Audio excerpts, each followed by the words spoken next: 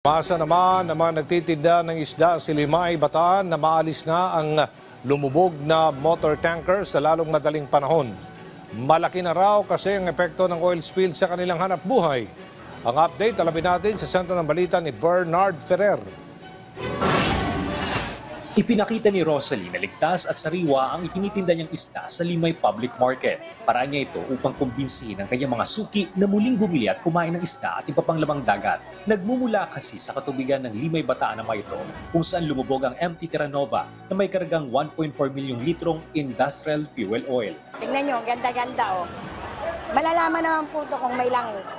Aamuyin lang sir, wala naman. Aminado siyang dahil sa insidente ay naapektuhan ang kanyang kita. Tingnan nyo nga po, anong oras na oh. Wala talaga sir.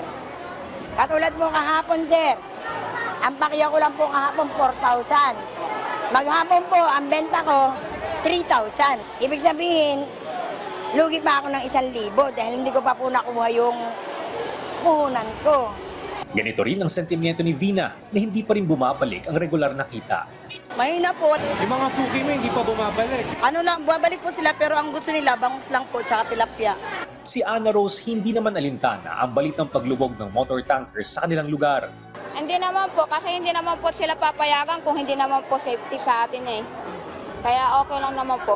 Mapapansin na nadagdagan na ang namimili ng isda sa Limay Public Market, bagamat malayo pa ito sa regular na dagsaan ng mga mamimili. Sana unti-unti nang bumalik sa normal at bumalik ang tiwala ng mga tao na safe at walang lasang langis sa lahat ng produktong tinitinda natin dito sa isdaan. Umaasa sila na maaalis na ang motor tanker sa lalong madaling panahon. Bernard Ferrer para sa Pambansang TV sa Bagong Pilipinas.